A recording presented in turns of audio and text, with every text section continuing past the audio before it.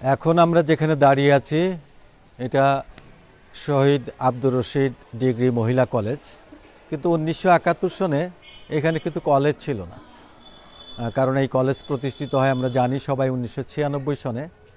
71 সনে এটা ছিল সড়ক ও জনপদ বিভাগের একটা ডাক বাংলো এবং ছিল খোলা মাঠ। এখন আমরা চারিদিকে যেমন দেখছি, এই পাশে জেলা পরিষদ ডাক বাংলো এবং এই পাশে সার্জেন্ট আহাদ স্মৃতি প্রাঙ্গণ, আসলে তখন পুরো এগুলো সব ফাঁকা ছিল। তো এই ডাকবাংলো চত্বরটা ছিল মানে স্বাধীনতা যুদ্ধের একটা ঐতিহাসিক জায়গা, কারণ যত রকম মিছিল মিটিং সব কিছু কিন্তু এখানেই হতো। এবং এই ডাকবাংলো চত্বরেই 23শে মার্চ যখন সারা দেশে স্বাধীন বাংলার পতাকা উত্তোলন করা হয়, এইখানেই কিন্তু এই স্বাধীন বাংলার পতাকা উত্তোলন করা হয়েছিল। এবং এখানকার যিনি ম্যাজিস্ট্রেট ছিলেন জনাব সিরাজুল ইসলাম, তিনি এইখানে প্রথম নালিতাবাড়িতে স্বাধীন বাংলাদেশের পতাকা উত্তোলন করেছিলেন।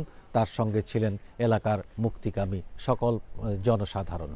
তো আমরা এই মহিলা কলেজ, এটা এটা এখন মহিলা কলেজ হয়েছে। এই সিএনবি এই ডাকবাংলা চত্বরটাকেই আমরা মুক্তিযুদ্ধের একটা ঐতিহাসিক স্থান হিসাবে ধরে নিতে পারি, কারণ এইখানে অনেক অনেক সভা সমাবেশ হয়েছে, যেখান থেকে সিদ্ধান্ত নেওয়া হতো এখানকার মানুষ কী করবে, কিভাবে মুক্তি পাবে। এবং এর সঙ্গে আরেকটু জিনিস যুক্ত করতে চাই, 25শে মার্চের কালো রাত্রিতে ঢাকা শহরের ঘুমন্ত মানুষের উপরে যে বর্বরোচিত আক্রমণ হয়, ট্যাঙ্ক মেশিন গান নিয়ে পাক হানাদাররা একের পর এক গুলি করে মানুষকে হত্যা করে, তখন মানুষ কিন্তু ঢাকা শহর ছেড়ে দিয়ে যে যেভাবে পারে সহায় সম্পদ ধন সম্পদ সব কিছু পেছনে ফেলে তারা কিন্তু ছুটে আসে প্রতিবেশী রাষ্ট্র ভারতে আশ্রয় নেওয়ার জন্য। ওই সময়ে মানে অনেক মানুষ কিন্তু মানে এই নালিতাবাড়ির উপর দিয়ে যায়। তাদের জন্য এই তারাগঞ্জ উচ্চ বিদ্যালয়, যেটাকে একটু আগে আপনাদেরকে দেখালাম, এবং সেখানে তাদের কিন্তু আশ্রয়ের ব্যবস্থা করা হয়, আশ্রয় শিবির খোলা হয় এবং এখান থেকে তাদের মানে পরবর্তীতে মানে ভারত সীমান্তে নিয়ে যাওয়া হয়। আমরা এখন যেই রাস্তাটা দেখছি, এই রাস্তাটা হচ্ছে আমবাগান সড়ক। এই বাম পাশে এখানেই ছিল আমাদের মানে হাসপাতাল। এখন যদিও হাসপাতাল নাই, এখন এখানে হয়েছে কর্মজীবী মহিলা হোস্টেল এবং ডাকবাংলো। এবং ওই ডান পাশের সার্জেন্ট আহাদ স্মৃতি প্রাঙ্গণের যে ট্রাকটা দাঁড়িয়ে আছে তার পেছনে যে গাছটা, এখানেই প্রথম 1969 সনে ভাষা শহীদ মিনার কিন্তু নির্মাণ করা হয়েছিল। যদিও 1970-এর পরে এই শহীদ মিনারটাকে ভেঙে ফেলেছিল স্বাধীনতা বিরোধী রাজাকার আল বদর জামাত শিবিরের কর্মীরা। তারপরে শহীদ মিনারটা স্থানান্তর হয় এখন বর্তমানে যেখানে শহীদ মিনারটা আছে। তো আমরা যে রাস্তা দিয়ে হাঁটছি এইখানে সবারই এটা পরিচিত জায়গা, বিশেষ করে নালিতাবাড়ি এলাকার বাসিন্দা যদি কেউ হয়ে থাকেন। তো আমাদের ওই সামনে ডান পাশে মসজিদ এবং বাম পাশে কর্মজীবী মহিলা হোস্টেল, তারপরেই রয়েছে আমাদের তারাগঞ্জ পাইলট বালিকা উচ্চ বিদ্যালয় এবং এরপরে রয়েছে থানা। আমরা থানাটা দেখাচ্ছি আপনাদের এই কারণেই, আমাদের এই থানার মানে যখন পাক সেনারা আসলো তার ঠিক আগের দিন দিনের বেলা, তখন পর্যন্ত মুক্তিযোদ্ধারা তেমনভাবে সংগঠিত না হলেও অস্ত্র সংগ্রহ এবং টাকা সংগ্রহের জন্য তারা কিন্তু দিনের বেলায় হঠাৎ করে আক্রমণ করেছিল নালিতাবাড়ি।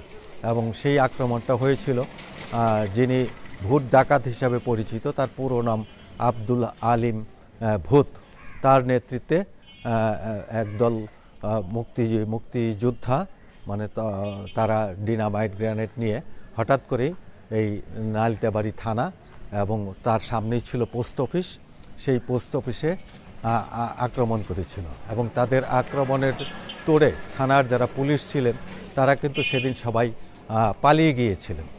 এবং ওই সময় ওই ভূত ডাকাতের নেতৃত্বে যে আক্রমণটা হয়েছিল, সে সময় থানায় এখন যেরকম আমরা বিল্ডিং দেখছি, 2তলা 3তলা বিল্ডিং হয়েছে, তখন কিন্তু ছিল টিনের ঘর।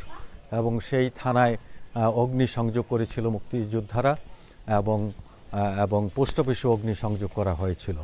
এবং থানা থেকে অস্ত্র পেয়েছিল কিনা সেটা ঠিক আমার জানা নাই, তবে আক্রমণটা হয়েছিল তো এই আক্রমণের পরদিন এই পাক সেনারা সদল বলে নালিতাবাড়ি থানায় প্রবেশ করে। তারিখটা ছিল 27 এপ্রিল। তখন আমাদের যে নালিতাবাড়ি তিনানি সড়ক আছে সেটা কিন্তু কাঁচা সড়ক। সেই কাঁচা সড়কে সেনা ট্রাক নিয়ে তারা নালিতাবাড়িতে প্রবেশ করে এবং নালিতাবাড়িতে ঢুকেই গৌরকণ্ড নামে একজন বড় ব্যবসায়ী ছিলেন, তার ঘরে আগুন লাগিয়ে দেয় এবং গুলি ছুটতে থাকে। সেই গুলিতে নালিতাবাড়িতে প্রথম শহীদ হন বর্তমান যেটা চেয়ারম্যান সড়ক, সেই চেয়ারম্যান সড়কের পাশের বাসিন্দা, কামারপট্টির বাসিন্দা খলিল মল্লিক পাক সেনাদের গুলিতে প্রথম নিহত হয়। এবং সেদিন পাক সেনারা ঢুকেই এই নালিতাবাড়ি থানায় ব্যবসায়ী হুসিমউদ্দিন মিয়া এবং জয়নাল আবদিন নামে দুইজন ব্যবসায়ীকে ধরে এনে এখানে বেধড়ক মারপিট করে এবং জয়নাল আবিদিনকে তারা মেরে ফেলে। হুসিমউদ্দিন মহাজন হিসাবে তিনি পরিচিত ছিলেন এবং তাকে ছেড়ে দেওয়া হয়। এই সেই নালিতাবাড়ি থানা, যেটাও মুক্তিযুদ্ধের মানে ইতিহাস সংরক্ষিত করে। এবং এখান থেকে সেই দিনের বেলা আক্রমণের পর দিনই পাক সেনারা আক্রমণ করে। তারা বাড়িঘর জ্বালিয়ে দেয় এবং দোকানপাট, বিশেষ করে হিন্দুদের যে বাড়িঘর ছিল, সম্পদ ছিল, সেগুলো লুটপাটের জন্য মানে নির্দেশ দেয়। তো প্রিয় দর্শকবৃন্দ, আজকে আমরা চেষ্টা করব নালিতাবাড়ির যে সমস্ত জায়গায় মুক্তিযুদ্ধের যে সমস্ত বিষয়গুলো ছিল, মানে সেগুলো আমরা মানে সেই জায়গাগুলো আপনাদেরকে দেখানোর জন্য, কারণ এগুলো ইতিহাসের পাতা থেকে হারিয়ে যাচ্ছে।